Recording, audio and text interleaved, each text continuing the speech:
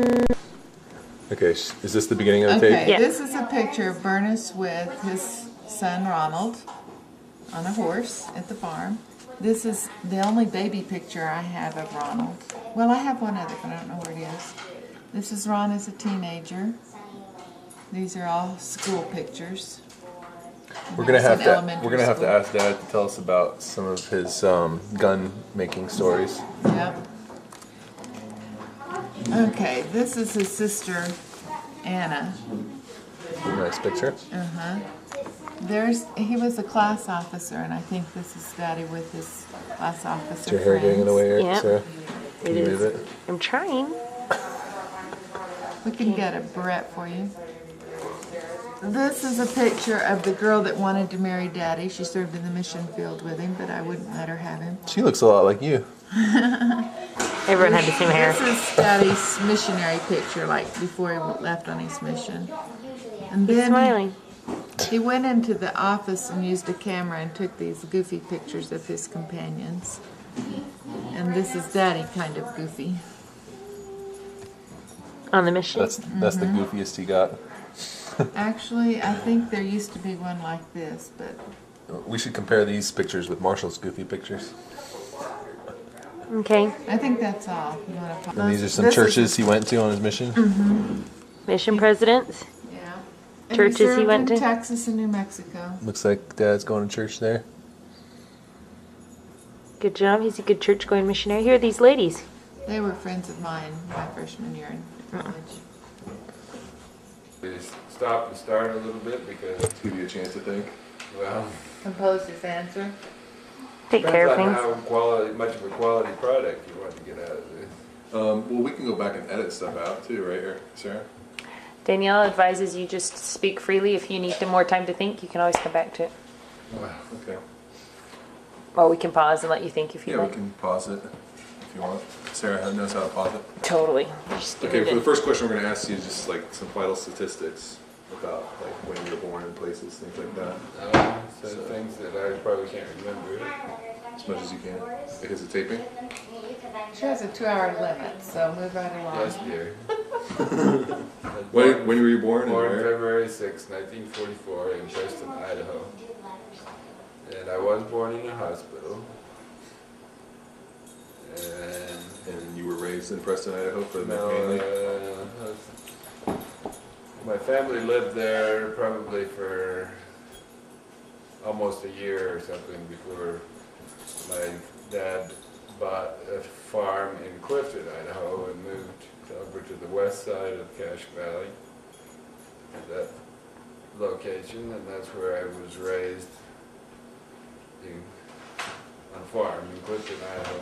Were you not on a farm before that? My father was always a farmer, yes. Okay. But the previous farm was in, actually between Preston and Whitney, Idaho, on the way out of town from Preston toward Whitney. All right. And just tell us what your parents' names are and your siblings. Okay, my father's name is Bernice, initial G, Ward, normal spelling. B-U-R-N-I-C-E. Okay, As opposed to Bernice. that's good. We need that for the record. Your mother's name is Ruth Ruth Claire Claire. Smith. Smith. It was her maiden name.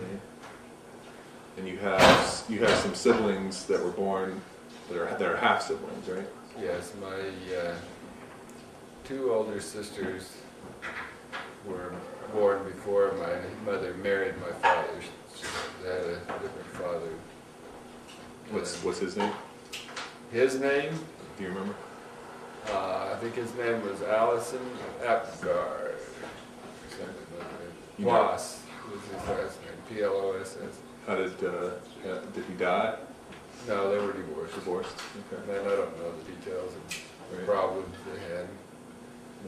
But that marriage did not work very well for whatever reason. So my two older sisters were born with that marriage, and then that failed. What are those sisters' names? My oldest sister's name is Ruth Carroll. Right now, her last name is Mower, M-O-W-E-R. Right. And she's She lives in Idaho Falls, I think she lives in St. Anthony. St. Anthony. Okay, she's Okay. moved a lot. What about the other sister? What's her name? My other sister's name is Anna. Schwartz. Right. Does she have a middle name? Yes. Can't remember. Okay. He's looking. That's The oldest sister's name's Ruth Carroll, and Anna's the name. next one. Anyway, And then, who are your full brothers and sisters? okay, that would be my sister Mary Elaine. She's the Lives next here in, oldest. Lives here in South Jordan. So yes, she's You going in age order? Yes, she's next to me in age order. And my brother David, Is he younger than you? he is younger than me. He's next in age order to Mary and my sister Catherine. So it was Mary, then you, then David? Yes. No, No, me. Daddy. and You're the oldest, okay. I'm the oldest of my father's children. Okay. Double check. Okay. And then David, and who was born after David? I think Mary was born in 1948, and I think David was born in 1949, and Catherine was born in 1956. All right. And that's all. And they were all born, they were all born in Preston, Idaho, which where the hospital was, and they all were raised in Clifton, Idaho. All right. Now, you told us that you were raised on a farm, Yes. and so tell us what kind of work you did on the farm growing up, and tell us about the time you ducked a potato. Oh, yes. Sarah wants to Time out. pause. I want to give him a little more specific questions than just tell us about your life. Oh, okay. You were asking about the farm. The farm where I was raised was a dry land farm. That means that there was no available irrigation water to be able to raise crops that required intensive irrigation and water to raise them. So that limited things that we could actually grow to things like grains and hay and cows. So we had cattle. We raised cattle to sell for beef, and we also had cows to milk. My father worked in cooperation with his brother Platt to run a dairy to feed and milk a herd of cows every day, and I got involved to some degree with that. I was not the one who was getting up every morning to go and milk all these cows as much as my father and my Uncle Platt was. But How old were you when you first started milking cows? The cows were always there, so probably maybe 6 years old or something. And naturally, children are always anxious to try the work, even though they may not be able to do it. They don't know what they're getting into. And so, of course, wanted to try. So, in the very early days, a lot of the cows were milked by hand, which was a big operation to be able to do that. And then we, in stages, phased over to more and more of a mechanized operation, using milkers to put on the cows to milk them, and to be able to move the milk directly into storage, etc. So, I was curious if, were you finished? I wanted to ask if you, as the oldest boy, did a lot of the work fall to you, or did the sisters help a lot too? everyone Okay. helped, and of course, those were days when there was more of a concept of what men's work was versus women's work, and so the women had plenty of work to do of their own, which was considered to be women's work. In the house. Which was cleaning the house, washing clothes, cooking 3 meals a day. But the daughters helped. Oh yes, they were always involved.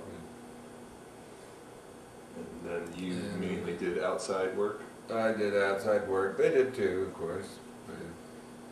but not To the, a degree that the degree they were able to. sure. Okay.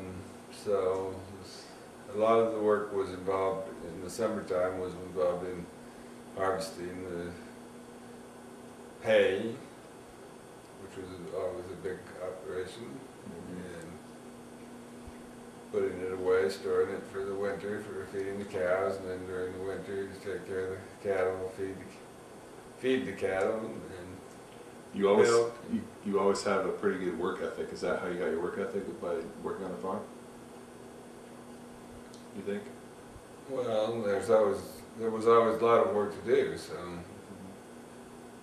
if you're talking about the concept of knowing that there's work to do and getting after it and making sure that the work gets done, then I'm sure that played a good part in it, because it was obvious that there was work and the work needed to be done.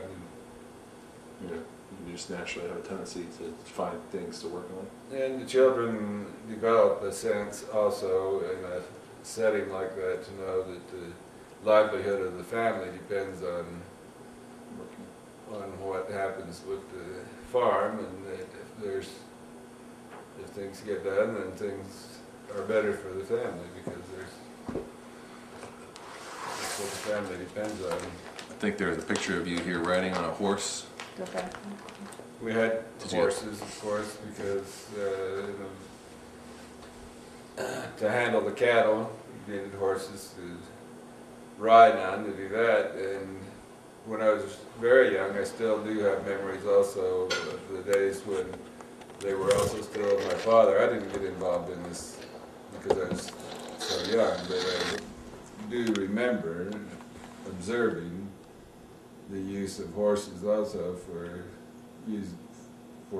doing the farm work. Right. And there's some boys that you have photographs of That's them. that are of you. Mhm. Oh, okay. That, and just while we're talking about those pictures of being a boy, I guess what other memories besides the farm work do you have of when you were a boy? Maybe one of your earliest memories. Well, that's a hard question to ask, because there's lots of memories. I just mentioned to you that one, I guess, aspect is remembering using the horses to hook up to the farm implements and Well, maybe to do help. that work. And Well, tell us the story, I guess, of when you had to duck a potato.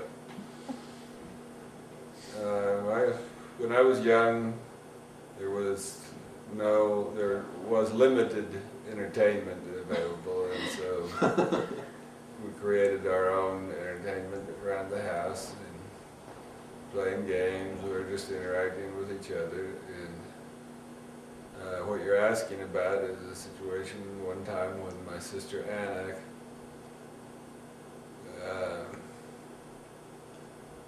for some reason was annoyed with me and picked up a potato, and I don't remember why it was so available, but You must have been cleaning them or organizing them. no, things were different then. Storage was different, and there probably was just a bag of potatoes Lying around. nearby or whatever. And so she threw it at me,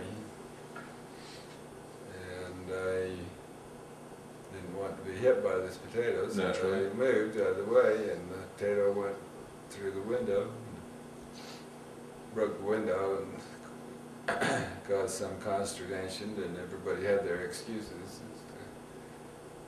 whose fault it was, and my sister Anna's excuse was that it was my fault because I shouldn't have moved. If I just stayed still and taken the hit, then the window would not have been broken. And I guess it might have been my fault anyway, because I probably did something to annoy her or to make her mad. So ever since then, you've taken a lot of the blame for things that go wrong. No, not really. Um, No, I've managed to escape being blamed for a lot of Okay. things that probably actually were my fault of it. Okay. I remember you telling me a story once of falling out of your car. Do you remember that? I do remember that fairly well. That happened actually when my brother, David? either Mary or David, was about to be born. It must have been David. And my dad was taking my mother to town to go see the doctor for a doctor's visit, but it was very close to when he was going to be born. And so it would have been in 1949. And the car we had was older model, but it was a four-door car, and it had in the back what people nowadays call suicide doors. The doors open opposite to the way the doors on cars open nowadays, so that when you open the door, the front of the door would be the leading edge, would be the part of the door that opened first. And those kind of doors were pretty dangerous for kids riding in the back of a car. If they opened the door while the car was going, then the wind would catch the door and just jerk it open. And that's what happened. I had remembered as a child watching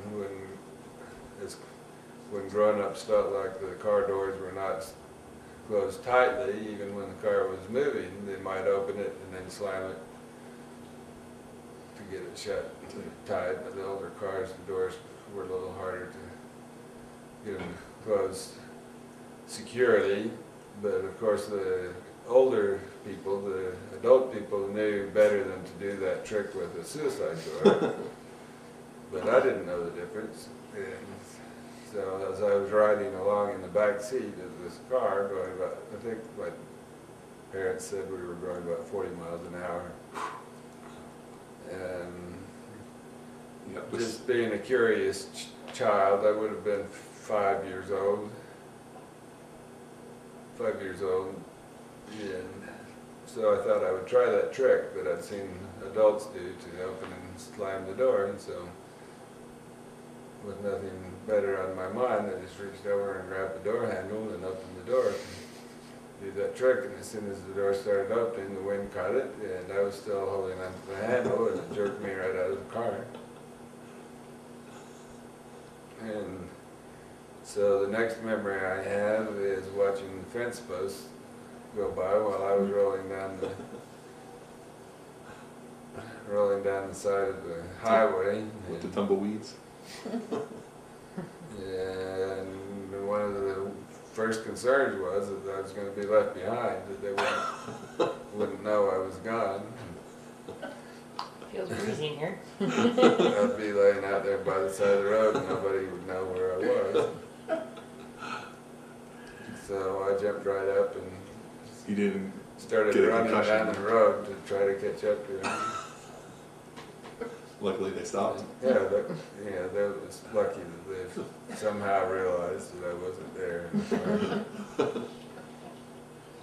And so they stopped, and I was able to catch up, and we were on our way to the doctor anyway. So Sure. all I had were abrasions and lacerations, and no broken bones, and skinned up head and elbows and other body parts that had contact with the road and gravel. You came home from that operation with some bandages on your head. Yeah, that was Did some children make fun of you? when we continued from the doctor visit. As I was saying, my brother was about to be born, so we continued from the doctor's visit to my grandparents' house in Logan, Utah. You have a great memory. Okay, go on. Because my sisters and I were going to stay there. Well, during this time when my brother was going to be born, so my dad could take care of farm duties, etc., and my mother could give birth and everything would be taken care of. So when we arrived in Logan, Utah, and getting out of the car and getting ready to go into my grandparents' house, there were some kids out on the sidewalk, and I don't know who they were just neighborhood kids. And they started laughing at me and making fun of me. And since I had some gauze wrapped around my head, one kid said I looked like an Indian. What are your feelings? I don't remember if I had my hurt feelings or not, but I Just stuck in your mind? right, I didn't like being the center of all that attention under those circumstances. All right. And so we got to stay there for a few days in Logan. Do you remember any difficult times or Go for it. about your activities in high school and the subjects you enjoyed or didn't enjoy? Well, that's very broad. All right, just the category. activities. I was interested in almost everything that was going on. I never joined the high school band like some of my children did. Maybe I should have. So you were involved with basketball, football. Sports, I tried to participate in to whatever degree I could, yes. I was minimally successful in basketball. I was usually too uncoordinated to really be very good at it. And, Better at football? Football I was better at because it mostly just takes determination and Your height, maybe? No. size. I guess I was a little larger than a lot of kids were at the time. I never did do much with baseball actually, so I guess I could eliminate that, and that was probably because I wasn't that great at it. Mom thinks I should say something about boxing, but boxing was not a competitive sport in high school at the time. I wished it was, because I thought I wanted to do that. Did you do boxing in high school? I tried to. The high school still owned some equipment, because not too many years before that it had been a competitive sport.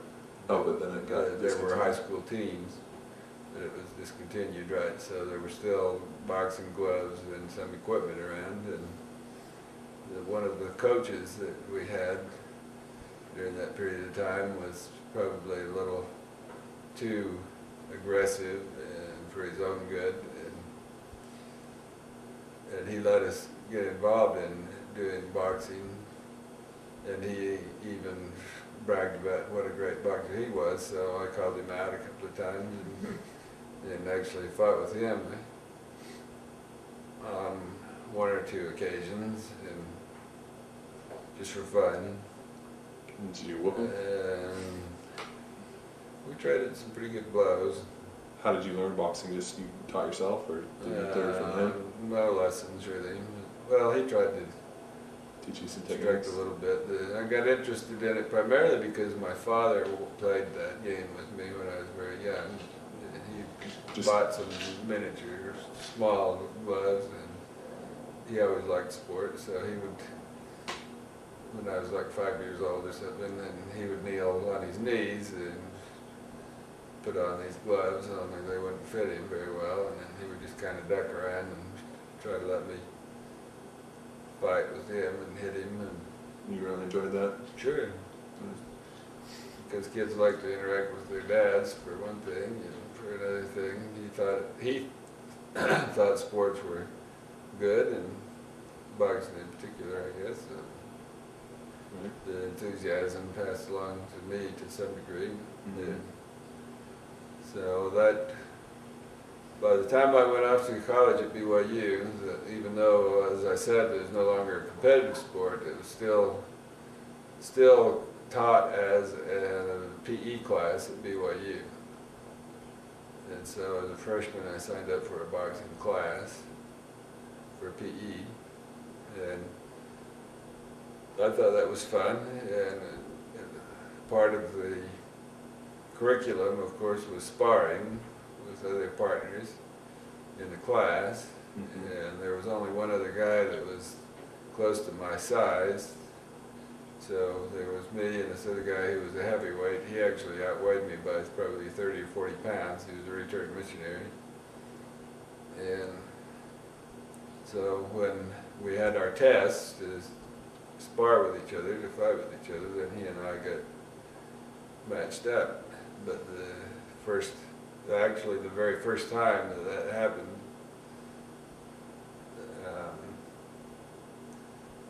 I smacked him in the nose and broke his nose. And so... Is that a rare thing to happen in PE? Yeah, that's fairly rare in PE. Okay. And so, after about 2 minutes worth of sparring for me and this other guy, then it was all over, and I no longer had a sparring partner. So you got an A? I think I got a B overall. I had to fight with from that point on, I had to fight with the welterweights or the middleweights. And that didn't work out so well for me because the lighter weight guys are always faster and look better. And so the heavyweight naturally isn't going to look as good fighting against the lighter weight guy. So the grading goes accordingly. Yeah, but I don't remember. I think I got a B plus or something. Was that the end of boxing for you? Yeah, pretty much. Pretty much. There's nowhere to go with it. Boxing wasn't part of that BI training? No. Well, Little yeah, minimally. Minimally. Some of the...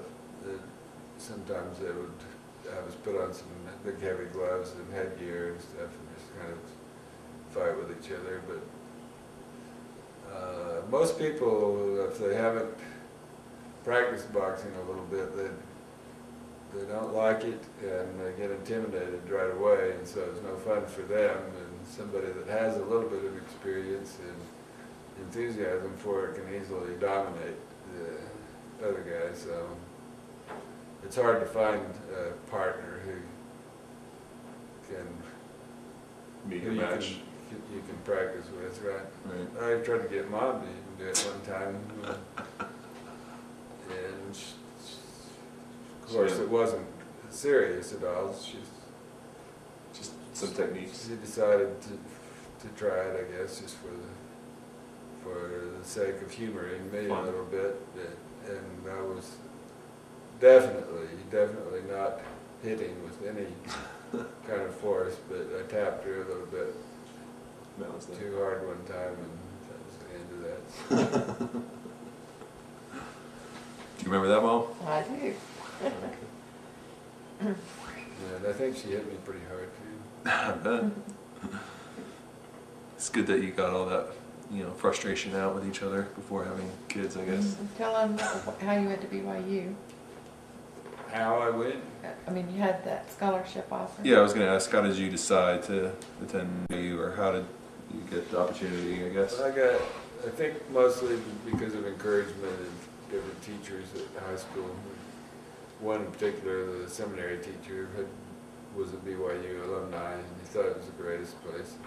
So he encouraged as many of us as he could to try to go there, and so I did apply there, and applied for whatever kind of assistance was available, and I ended up with two offers, both from BYU, one for a scholarship to play football, and the other was an academic scholarship, and I ended up deciding to just do academics and not try football. Part of the problem for football was by the time I went to BYU in the fall of 1962, I had actually lost a bunch of weight because I had been working like 24 hours a day. Actually, that was the schedule, but I caught little cat naps and stuff, and was not keeping a good regimen for staying in good shape, and I'd lost a bunch of weight. I only weighed about 170 pounds or something when I went to BYU, and I was telling them I could be a tackle. And so they were not looking at me with the eyes of thinking, okay, this guy's going to do a great job. Too late. Yeah. It was too small, and I was realizing that, and I was realizing the fact that I had this academic scholarship as well, and that maybe I should focus on that. And in those days, there was another factor, and that was in those days it was not common for returned missionaries to participate in sports. When even at BYU, when they offered scholarships for sports, the idea was that the kids would stay there and play for the 4 years straight, Not return missions. and not interrupt your school to go off on a mission, because everybody thought that if you did that, then that would put you at a disadvantage for being a good athlete. And so I was also thinking about that I probably would like to actually go on a mission before I finished college. Mm-hmm. So did you end up taking a year of college and then going to So I ended up spending 1 year at BYU before going off to serve a mission. And All right. Well, before I ask you more about your mission, I wanted to just ask a couple more questions about your high school years. And I heard you told me once that you made some sort of a gun in your shop class. Tell me about that and what happened with that.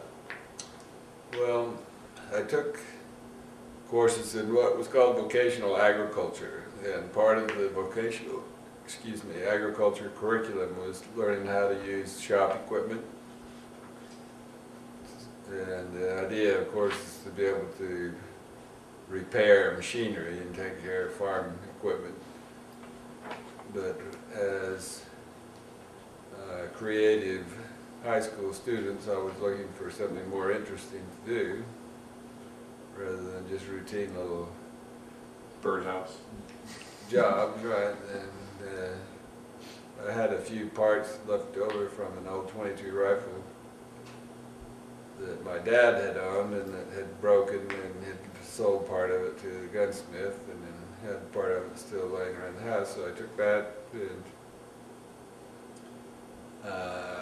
found other odds and ends of junk and welded them and pieced them together, and took a limb out of the apple tree and shaped a stock to put it in, and made a gun. So was it made out of spare parts and an apple tree branch? It was made out of a piece of water pipe, some kind of tubing that I just found in the junk that was about the right size to fit around a .22 cartridge, and the wood from the apple tree. And How did you know how a gun is built? Did you have a book or something that told you how the parts of the gun? Or you just inspected one? You'd look at guns and see. Okay. So you just learn by looking Use your at it. imagination to decide what might work and what might not work. So once I decided that I had something that probably would work, then for the first trial I tied it to a tree and put a string on the trigger and went back.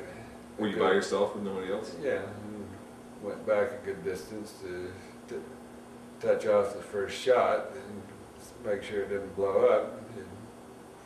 And it didn't blow up, so. You actually fired a shot. Yeah. So from then on, and had a lot of fun just Until it broke shooting. down. Yeah, well, no, it never really broke, Huh. but it wasn't. Of course, it wasn't accurate to any degree. Right. And so if you wanted to actually It's good just for scaring animals. shoot accurately, right, you might as well use another gun that wasn't homemade, and we had those around us. But I'm sure it felt like a great accomplishment to build your own gun. Well, sure, it's just fun to do that. We also made some golf clubs in the shop to be able to. We knew nothing about golf to speak of, and nobody really played golf around there. But a couple of my friends and I found some old peach cans and went around the football field and the baseball diamond and all around the school grounds and found places to bury these cans. And we found some tubing and some strap iron and cut it out and welded it together and made some golf club irons. Didn't make any woods because we didn't know how to do that and we didn't have the right materials. Did you make that? You made like a series of irons, 3, 4, Right, 5, 6. right. We bent the metal to the different angles and ground them off on the bottom so the wedge would be shaped right. And of course, after we had them made, then we had to try them out. So part of shop time also was trying out our product and going around and playing golf. So. Great. And we never really got any really good scores. Just for fun. Just for fun. I think Sarah and I did that once in our backyard with some sticks. We weren't quite as sophisticated. I don't think we had access to any kind of welding equipment. No, just good sticks. Just good sticks. Anyway, so it sounds like you enjoyed the vocational classes. What other classes did you enjoy in high school, or did you excel at? I did pretty well at all the classes that they offered, and I didn't really enjoy all of them to the same degree. Which ones did you enjoy more? Sounds like the vocational one. We had a math teacher that was pretty enthusiastic, and I think that influenced some of the kids to think that they enjoyed the math classes. It was kind of a challenge, and so. Were you interested at that time in Spanish or in literature? I didn't know whether I was or not. For one reason, there was nothing like that was offered in the curriculum at school. The school that I went to had nothing at all in the way of foreign languages. But literature? Well, English literature, you could read a little bit if you wanted to, mostly on your own, because even the English classes that were offered were not very sophisticated and were not really focused on studying literature, right? Just the grammar and the... Right. Writing a little bit. You're a valedictorian. Oh. I turned out to be valedictorian for my class, that's correct. Was there a school newspaper? There was a school newspaper that was published, and just mostly because of an overinflated ego, I guess, and because I decided it would be fun to do that, I started making up little verses and poetry junk. It wasn't really any good, but it was just fun to do. I created a character that I called Black Bart, and I had him go through some adventures that were in poetry, and had a little column in the school newspaper where I published this guy. I think you told me some Black Bart stories growing up. Well, I can't remember. I don't remember any of it now at this point, so I don't know if anybody saved any of those papers. Maybe the archives at Westside High School in Dayton, Idaho, you can go up there and find some of that. That'd be a good project for you sometime, right, Sarah? Totally. Go, Ron, go. And you were a class officer? I was junior class president. During your senior year or during? During my senior year, I was junior class president. No. No. Oh, junior class president. Gotcha.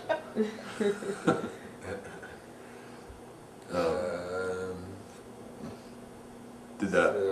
So let's see, what did we do as a junior class? We decided that we needed a junior class project to leave our mark at school so everybody would remember us. And our class, our mascot for the school was the Pirates. And so, with a little bit of guidance from the same coach that I used to box with sometimes, we decided that we would paint the lanes, the foul shot lanes in our school colors at our gym. Nobody had ever done that before. And paint the mascot inside of the jump ball circle in the center of the basketball court.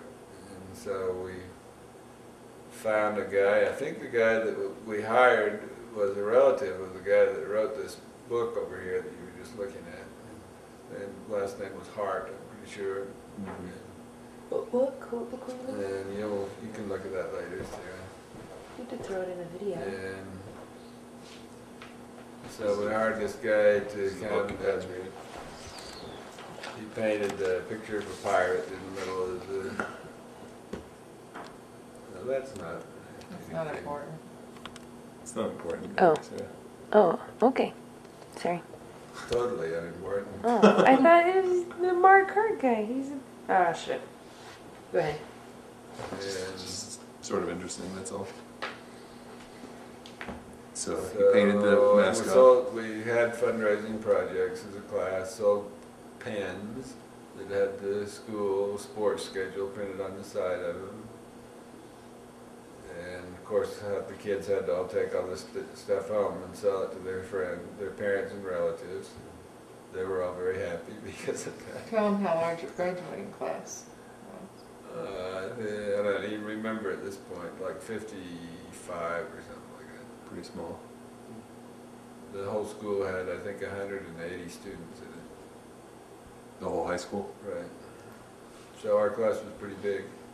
Oh, and you worked, is that when you started learning how to work on cars in high school? That's become a To hobby some- for you To these some days? degree, yes, I got interested in cars. That was during the 50s, 60s, and that was one of the things that the popular kids would do, would be to have a car and to fix it up and to chase around in it and be dumb. Not being very smart myself, I got influenced to some degree by some of that Well. enthusiasm, and so I bought a car when I was like 15 years old. In those days you can get a driver's license in Idaho at age 14. I think you may still be able to. Or 15 maybe. I might have been 16. I bought a 1947 two-door Ford sedan and paid $75 for it. Alright. And Was it a fixer-upper or was it running well? Definitely needed a lot of things. One of the first things that happened was on my way to school one day, I was coming up behind a school bus, and it was right on a curve, and I wanted to slow down so that I wouldn't crash into the back of the bus, and I found out there were no brakes. And so I The steered. brakes suddenly went out? Yep. So I steered it into what's called the borrow pit. Sort of. Which is just A ditch? people don't talk about borrow pits anymore. What is a borrow pit? They're inappropriate to talk about, or? You They don't decide. design roads with borrow pits so much. It sounds like a ditch. It was, And, but it wasn't. We have gutters now, is that the difference? It kind of sloped down instead of being a solid. Okay. even Canal. It was a way to keep the roadbed dry and solid, so that there's always kind of a good raised drainage road. away from Right. the roadbed. And anyway, I was That's not part of your life. survived that and steered it around the bus and through the weeds and bumped over a culvert or two and ended up in front of the bus headed down the road, but still intact. And so I just went on down to school and was a little bit careful on my way. But And you rolled into a parking spot? right. And That wasn't his Yes. only encounter with the borrow pit. His wife. Alright, we'll come back to it. Use the gears on the car to To slow it slow it down and then just turn it off when you want to stop. And How did you get home? You just carefully just drove carefully home? drove home. And Then I had to, between my friends and I, we tried to fix the brakes and ended up bending the hub, bending the drum. And because we couldn't, we knew we needed some kind of a wheel puller to get the rear hub off. It was one of the rear wheels where the brakes fluid had burst through the seals in the cylinder and leaked out. In the process of doing it, we actually did it a little bit more damage, but then my dad knew a blacksmith guy in another little town the other direction and made some kind of arrangements with him so I could drive over to his shop and he could Again, with no brakes. help get it fixed. So I drove it You over. drove your car an awful lot with no brakes. Right. Well, there wasn't nearly as much Not traffic as much traffic, yeah. in those days. Okay. So What? he helped you get it fixed. What's that? It just seems ridiculous. I can't imagine. Can't imagine. It's hard for us to Why imagine would let you because drive? we see a lot of traffic every day. And so got it fixed. The blacksmith pulled it apart and rebent the drum back more or less to its normal shape. And the other parts that would bend. In the Was this before you had access to welding equipment? No, we had access to the school shop. But you just didn't know how to do those things Right. as well as he did. He was skilled at it. Learned a lot about it in the process, and there were some other little aspects of that car that weren't so great. The connecting rod bearings were going out. There was a lot of engine noise. So I ended up selling it within about a year and buying a 1949 Mercury, which was my primary transportation during high school days. I think I paid $150 for that car. How did you gather the money for your cars? I worked. You did some work. I hired myself out to do farm work for other farmers. I didn't get paid a whole. My dad didn't pay me for the work I did at home. Oh, right. But you had some free time to be able to go do some work for other people Sometimes, yes. and still manage to do your homework. And Right. That's great. So I got to practice doing a few tasks on that car. Also, the overdrive used to fail quite often on that car, so I used to be able to crawl under it and pull out the overdrive solenoid and clean it out and put it back on so that it would work again. Now you mentioned you took some seminary classes in high school, and through those classes, I guess, or maybe not. Were you? Is that when you developed a desire to serve a mission, or?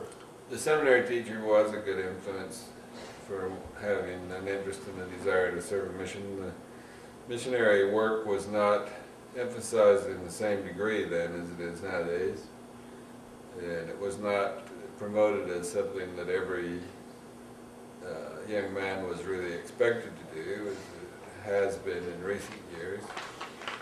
And so it was a little bit more of an optional thing, but our seminary teacher encouraged us a lot, and he focused a lot of his seminary lessons around missionary work to build up enthusiasm and to help us to learn the missionary program, to learn the scriptures related to missionary work.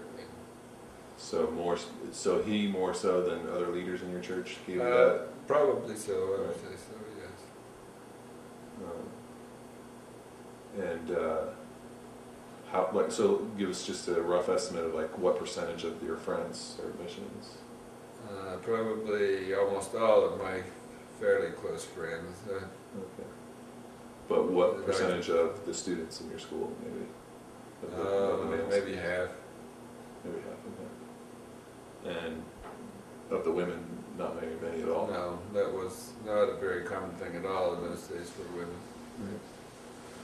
to want to serve a mission. So how did you, I can't think of a single classmate of mine of the girls with the girls? who became a missionary. But when you went on your mission, there were some sister missionaries? Yes. So In my mission, I think I can think of like 3 or 4 sets of lady missionaries that were there during the time I was there. tell us, do you remember when you got your mission call? Yes, I do remember. Was it a letter in the mail? It came in the form of a letter in the mail, just like they do nowadays. And I had my call to the Spanish American Mission, with headquarters in San Antonio, Texas. And it was a little, Was that the furthest away from Idaho you'd ever been? Or? definitely, absolutely the farthest I'd ever thought about going. What, I was a little bit disappointed in not going to a foreign mission, because I was really kind of pumped up and interested in going far away, but I was glad that it was a foreign language mission. It was a very large mission that covered all of the states of Texas and New Mexico. And we only focused on teaching Spanish-speaking people in that area. There were in abundance. They were in abundance, and the church at that time had not yet developed the concept of sending language-trained missionaries to the same missions that were English-speaking missions, like within the United States, for example, in New York City. When I was called as a missionary, there were no Spanish-speaking missionaries that were assigned to New York City. There was no Spanish-speaking mission there. Within the United States, there were two missions at that time. The one I was in, the Spanish-American Mission, and another one called the West Spanish-American Mission, which was in California and Arizona.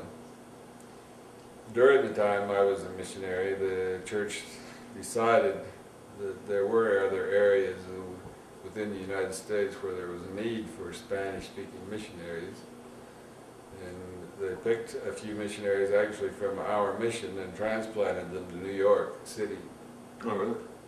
During that period of time to start that program, to have language-trained missionaries assigned to missions that were not really Spanish missions per se. To start the Spanish mission. Right. But I guess you didn't go.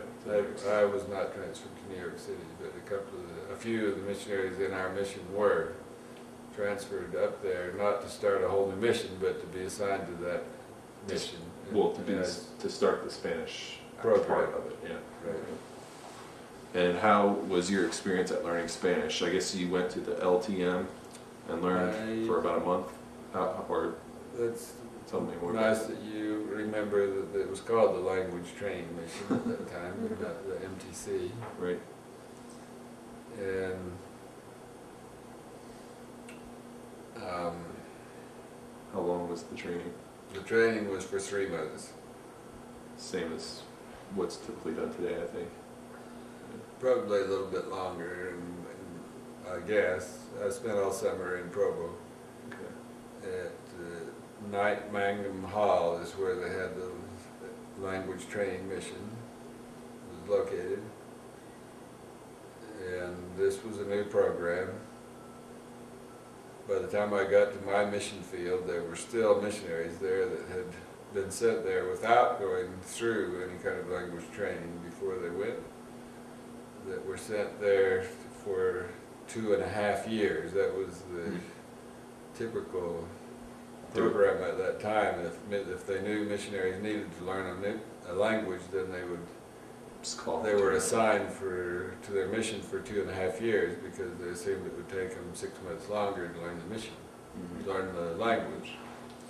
So when I arrived in the mission, there were missionaries there that had gone out as missionaries during that program, and so there were some missionaries that were there when I got there and were still there when I left, because your mission was 2 years. my mission was for 2 years and theirs was for 2.5 years. Did that make them a little upset? It was a little bit interesting for some of them. Did you easily learn the language? You've always been able to learn languages pretty easily? I had developed a little bit of interest in Spanish because of contact with migrant workers. Okay. Working in the pea harvest, mostly in Idaho during summers, and so I was intrigued by it a little bit. So when I went to BYU as a freshman, I signed up for a Spanish class. Spanish 101. I took Spanish 101 and 102, and then I was called to a Spanish-speaking mission, and so I went to the LTM, and they taught us a course that was exactly the same course I had taken Spanish 101 and 102, only it was modified so that the dialogues in the text were oriented toward missionary work and not everyday life, but otherwise the text was exactly the same. So you got a good review. And so the language part of it wasn't as challenging for me as it was for others. Mm-hmm. But there was a big emphasis during that period of time to memorize the discussions, missionary discussions in the target language, and so I spent a lot of effort doing that. And by the time I left as a missionary from the LTM, I had all of the 6 missionary discussions memorized. And you had flip charts? In Spanish. No, we used flannel boards. Flannel boards. And did you predominantly teach Mexicans? Yes. The only place I think that I can remember where there were other Spanish-speaking people to any degree, I remember in El Paso, Texas, we ran across some Panamanians. I think that the guy had joined the U.S. Army and was assigned at Fort Bliss, and we ran across these people as missionaries. And as a missionary, did you learn how to cook on your own, or did you already know how to do that? I guess you learned how to cook Mexican food, right? We wanted to. We wanted to learn that as much as we could. Learned how to cook beans and tortillas and rice. Common food that you cooked for us much later as we grew up. Well, I didn't cook very much for you guys. Well, I just remember when it was your turn to cook, that's usually what the meal that we ate. Beans and rice? And tortillas. You used to love cooking tortillas on our hot grill. We made tortillas. Was that a skill you learned from your mission? Yes, we did make some tortillas.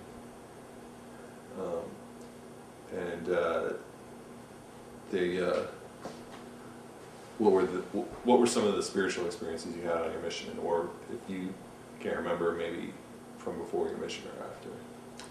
I would say that some of the best missionary-related experiences I had were not actually during my time as a full-time missionary. They were at other times in my life. Like before and after, you mean? After. Okay. I just want to hear them. Oh. If now is the appropriate time. Are there any we spend a lot of time as missionaries going and knocking on doors and trying to get in to talk to people, and we had some degree of success with that, and mostly the people that we would talk to were people that were transient or were not really well established. And I'm sure that you had that same experience in your mission. Yeah. And so it was hard to keep track of anybody in particular that you taught lessons to or worked with. Right. They would just up and disappear. We would get transferred and then would never really have much contact with anybody after that. And so your mission, I guess, interesting. was one big long spiritual experience, but no Sure. particular moment where you had anything. Well, there were times when we knew that people were joining the church because they had really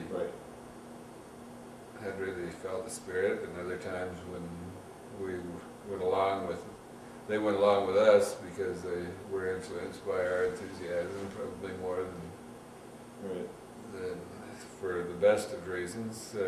One interesting thing about that, the whole missionary business, is I was assigned in Laredo, Texas for a period of